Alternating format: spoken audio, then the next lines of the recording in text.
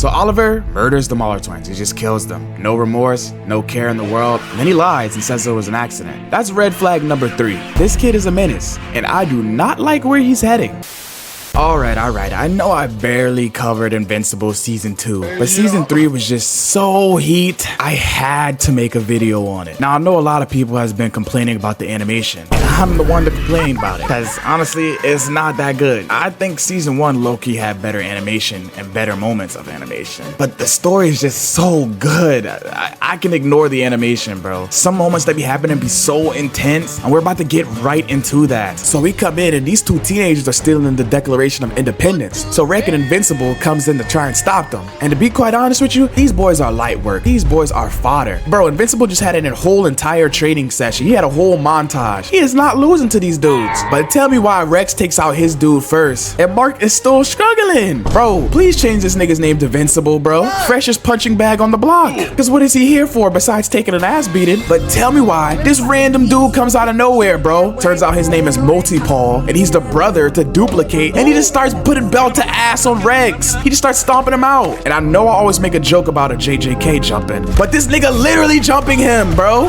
He just starts multiplying and multiplying, and they're all beating Rex's ass. What for? Because he blames Rex for Duplicate's death. But as we all know, at the end of Season 2, Duplicate didn't even die. So he's beating Rex's ass for no reason. So Rex tries to explain, yo, it was the Lizard League. I tried to fight back against the Lizard League. The hell are you beating my ass for? But he does not want to hear it. He's stomping him out, bro. They on gang time. They beating the shit out of him. Finally, Invincible is like, bro, I had enough of this, bro. He just starts killing all of them to try and get to Rex to try and save him. Because if he doesn't, they're definitely about to kill him. Did you see that stomp? That shit was devious. So Invincible just starts going crazy, bro. He gets bloodlusted. He loses his mind. He just starts killing all of them to try and get to Rex. But luckily, before anything gets even crazier, Duplicate and Immortal appear just to tell everybody that they're alive.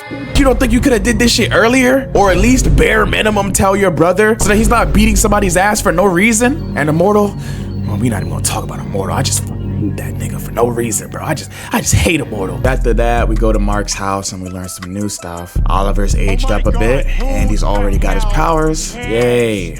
How fun. Duplicate reveals she's alive to the rest of the team. Yeah, nobody cares. So Doc Seismic, a minor villain from Season 1 and 2, returns, but this time he got a major Zenkai boost. Doc Seismic uses these underground bugs to capture every single superhero in America, besides Invincible and Adam Eve. So Doc Seismic brings all these superheroes underground and traps them in some sort of cocoon, and is getting ready to bury them in rubble, or basically a damn near a tectonic plate, because there's no telling how far down underground they are. Until Eve and Mark come to the rescue. And I would say rescue is an understatement because these bugs are a demon time for some reason. No matter how many times Mark gets buffed, he can never stand up to a new threat. Like I said, freshest punching bag on the block. So Doc Seismic knocks out Eve, relatively easy I might add, and then Invincible gets bitten by a bug. The bug also happens to have poison, I guess. The excuse for these bugs being this strong is that they're forged from the pressure of the earth, deep within the pressure of the earth. And I can go with that since Omni-Man struggled with some creatures that were adapted to like some heavy ass gravity or something like that, so that makes sense. Invincible is just built to lose. So him and Eve get captured, and Eve is the only hope. Only problem is Eve is still knocked out. So Cecil still has one last trick up his sleeve, and that's what he pulls. He pulls out Darkwing, and not the old Darkwing who's dead, obviously, the new Darkwing who was a murderer.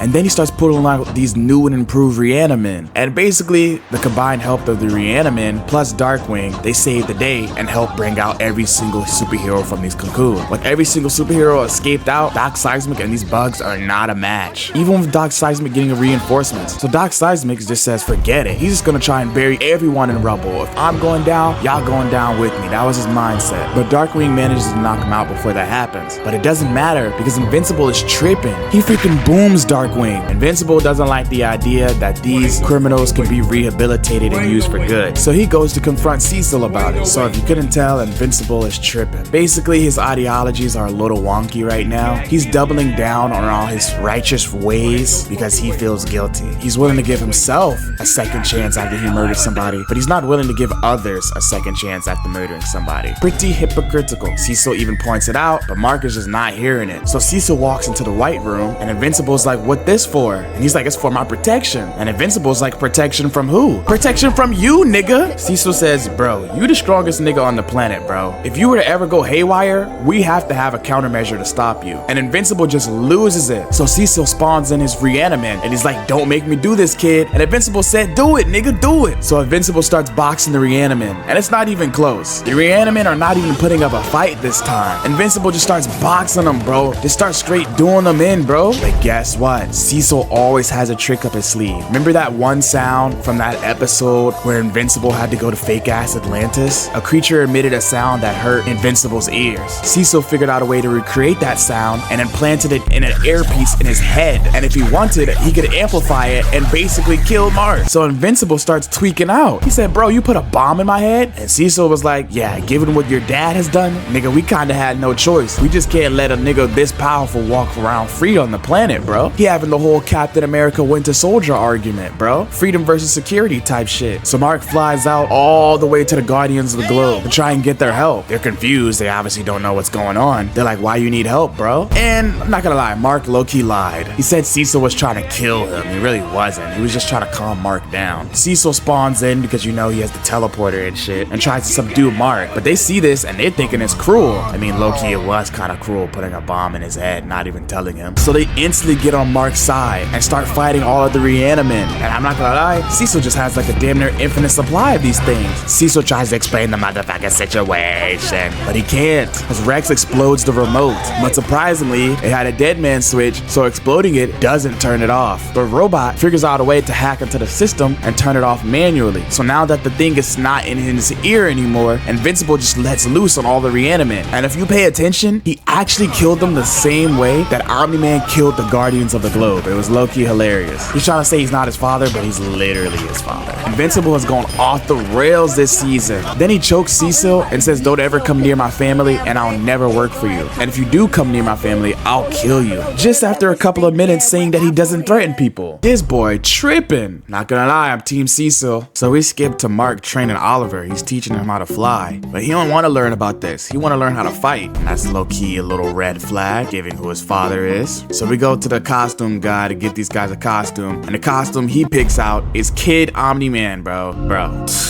Bro, that's red flag number 2. So then a prison break happens and the SWAT team is fighting against these 2 super people that are trying to break somebody out. They're trying to break out Multipole for political reasons and shit like that behind the scenes, whatever. So Oliver claims he wants to help, right? But he doesn't really want to help. He just wants to beat up these niggas. Because if he wanted to help, he would stop these SWAT guys from getting killed. He didn't even attempt to save a single one. The first thing he does is try to beat up the bad guys. Even though Invincible can clearly already do that. Invincible takes them out easy peasy, while Oliver just gets bitch slapped.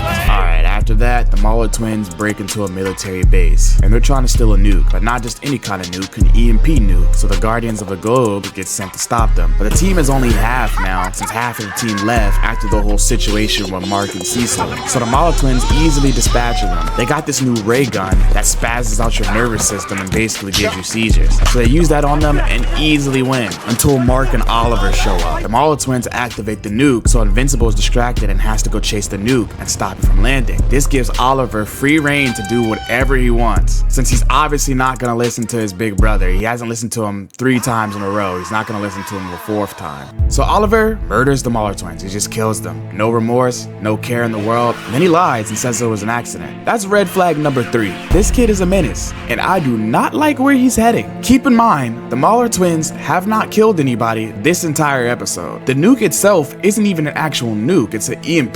They didn't kill any superheroes, they didn't kill any soldiers, nobody. They're all just paralyzed. So Oliver just killed them for no reason. Even Robot wasn't this cruel. So then this is where the craziest part of the show is. Mark confronts him about this happening. Mark's pissed and he's screaming at him, but screaming at a kid isn't the best option, since he flies away immediately, and somehow he's got a Zenkai boost on his speed, and he's ridiculously fast. He still shouldn't be faster than Invincible though. Invincible obviously catches up to him, and this is where the craziest thing happens, bro. Oliver starts starts talking about life isn't precious and shit, and that bad guys deserve to die no matter what. Yo, this kid is a menace, bro. I'm not gonna lie. Then he starts saying, maybe dad was right. And do you ever think that too? Bro, I'm not gonna lie. Mark is too nice, bro. He just sat there and said nothing. Bro, I would have just straight up killed my brother right there. I'm not even gonna lie to you, bro. I would have been on some Itachi, Sasuke shit, bro. I would have just snapped his neck right there, bro. But they decide to go home. Debbie starts to talk to him. She's like, oh, you don't think life is precious? Well, do you think my life is meaningless? You can't just kill someone because you think their life is meaningless, because someone in this world thinks their life is meaningful, and when you take them away, you know, you hurt them. And then it starts to bring into perspective, I guess, I hope. This kid's fucking dangerous. I would have just eliminated him already. And this is exactly why Cecil has these kind of countermeasures. This is exactly why Cecil has this. Little kids like fucking Oliver who have too much power and don't know what to do with it. For all we know, this nigga could turn into a Titan from Megamind. But anyways, hope you enjoyed the video, and if you didn't, I hope you enjoyed the next one.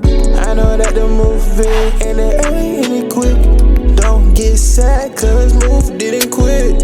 You don't gotta get that in a throw fit. Just hit the sub button and let me move you. Just hit the sub button and let me move you. Just hit the sub button and